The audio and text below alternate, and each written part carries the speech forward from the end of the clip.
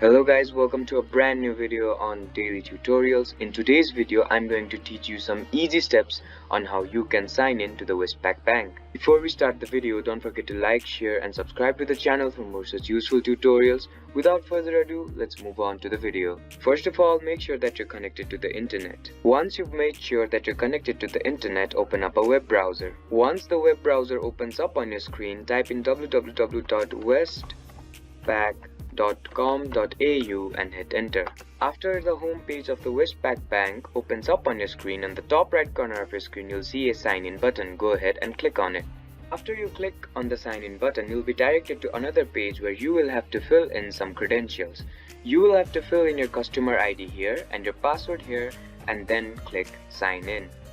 Once you click on the sign in button, and if you have filled in your credentials correctly, you'll be automatically signed in to the Westpac Bank.